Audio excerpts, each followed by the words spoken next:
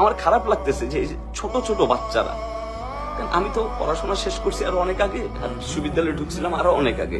এই যে ছোট ছোট বাচ্চারা হচ্ছে কি রাস্তায় তারা এভাবে হচ্ছে কি স্লোগান দিচ্ছে, এরা কি আপনাদের কারো কাছে কি চাকরি ভিক্ষা চাইছিল? এরা কি কেউ কি বলছিল যে আমাকে প্রশ্নপত্র দেন আমি চাকরিতে বসি? এখন আপনি এইটা বলতে পারেন যে কি যেসব ছেলে মেয়েরা হচ্ছে রাস্তায় আন্দোলন করছে এরা প্রত্যেকেই কি সরকারি চাকরি পাবে? কিন্তু না, হ্যাঁ এরা পাবে না। কিন্তু কোটাটার যদি সংস্কার হইতো এরা হয়তো একটা আশা পাইতো। মানুষ বাঁচে আশায়, বাকিটা বাঁচে তার পরিশ্রমে। আমি পরিশ্রমে বিশ্বাস করি, আমি রিজিকে বিশ্বাস করি। 2018 সালে যখন কোটা আন্দোলন হয়, আমাদের প্রাইম মিনিস্টার কিন্তু চাইলে তখন এটা সুন্দর একটা সমাধান দিতে পারতো। তাইলে হয়তো গতকালকের যে 15 জুলাই যে কালো দিন আমরা দেখছি, এটা আমাদের কারোর জন্যই ভালো ছিল না।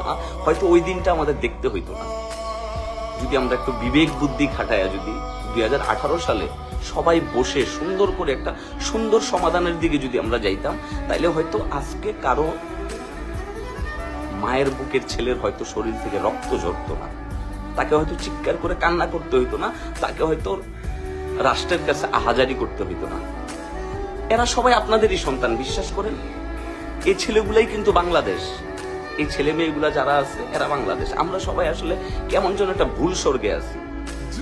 আমরা এক পক্ষ হচ্ছে আন্দোলন করতেছি, আরেক পক্ষ হচ্ছে তাদেরকে প্রতিহত করতেছি, কিন্তু এই দুই পক্ষই কিন্তু আমরা ছাত্র।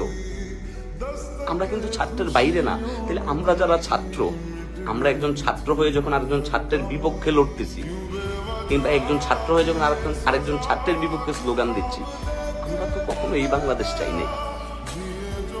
আমি গরিব ঘরের সন্তান, আমি খুব কষ্ট করে মানুষ হয়েছি। আমি সবসময় চাইছি যে কি 2-4টা ডাল ভাত খেয়ে এই দেশের অক্সিজেন নিয়ে বড় হব। আমার বাচ্চাটা যখন বড় হবে, যদি আমার কখনো বিয়ে হয় কিংবা আমার যদি কখনো বাচ্চা হয়, আমার বাচ্চার আমি আমার দেশের ইতিহাস, সংস্কৃতি, কালচার, রাজনীতি, অর্থনীতি, জ্ঞান, বিজ্ঞান, রিসার্চ এসব নিয়ে আমার বাচ্চারা আমি শিক্ষা দিব যে দেখো আমার দেশের এই হচ্ছে ইতিহাস, আমার দেশের এই হচ্ছে ঐতিহ্য। কিন্তু আমরা তো এই বাংলাদেশ চাই নাই, আমরা তো এই বাংলাদেশ তো আমরা চাই নাই। এই দেশের প্রত্যেকটা ছেলে রাত্রে ঘুমাইতে যায় দেশ ছাড়ার স্বপ্ন নিয়ে। প্রত্যেকটা ছেলে বুকের ভিতরে একটা চাপা কষ্ট রেখে তারা জানান দেয় যে কি যে ইস আমি যদি দেশটা ছেড়ে চলে যেতে পারতাম। গতকালকে আমার শেষ পোস্ট কিন্তু এটাই ছিল। আমি কিন্তু এইভাবে বলছিলাম ডিরেক্ট যে আল্লাহ যদি আমার কখনো তৌফিক দেয়, আমার যদি কখনো সামর্থ্য দেয়, আমি দেশটা ছেড়ে চলে যেতে চাই, প্রয়োজনে লেবার ভিসায় আমি চলে যাব। এখন আমি গেলে হয়তো আমি অমেধাবী, আমার কোনো মেধা নাই, আমার কোনো যোগ্যতা নেই। সোশ্যাল মিডিয়া এসে 2-1টা কথা বলা ছাড়া আমার আর মনে হয় কোনো যোগ্যতা নেই আমার কাছে, যতটুকু মনে হয়। কিন্তু আমি যদি লেবার ভিসায় দেশের বাইরে চলে যাই, ওখান থেকে ইনকাম করে যে 2টা পয়সা আমি দেশে পাঠাবো, একজন রেমিটেন্স যোদ্ধার কাতারে আমি পড়বো। আমার দেশে যে হাজার হাজার রেমিটেন্স যোদ্ধা, লাখ লাখ রেমিটেন্স যোদ্ধা, আমরা তো তাদেরকেও সম্মান দিতে পারি না, তাদেরকে ইজ্জত দিতে পারি না। করোনার সময় দেখলাম তো দেশের সিস্টেমকে নিয়ে গালিগালাজ করতেছে, অথচ এই রেমিটেন্স যোদ্ধাদের পয়সায় আমার দেশের অর্থনীতির চাকা সচল। আর এই যে তরুণ মেধাবীদেরকে দেখতেছেন, কোমলমতি শিশুরা যারা রাস্তায় নামছে, এরা আগামীর বাংলাদেশ। এরা যদি এদের ন্যায্য অধিকার, ন্যায্য দাবিটা যদি না পায়, এদের ঘর থেকে আবার যে সন্তান হবে যারা আগামীর বাংলাদেশে কি লিড দিবে, তারাও কিন্তু হতাশ হয়ে যাবে, তারা তো এই কষ্ট আসলে কার কাছে দেখাবো, এই কষ্ট কার কাছে বলবো? দিন শেষে আমিও তো কোনো না কোনো মায়ের সন্তান, আপনারাও কোনো না কোনো মায়ের সন্তান।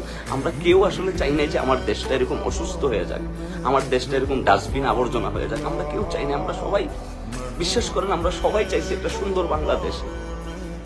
আমরা চাই নাই যে কেউ কি পত্রিকার পাতায় আমার দেশকে নিয়ে দুর্নাম করবে, আমরা চাই নাই যে ইন্টারন্যাশনাল মিডিয়াগুলো যখন আমার দেশকে নিয়ে কভার করবে, আমরা চাই নাই যে কেউ আমাদের দেশকে নিয়ে নেগেটিভ কথাবার্তা বলবে। কিন্তু দেখো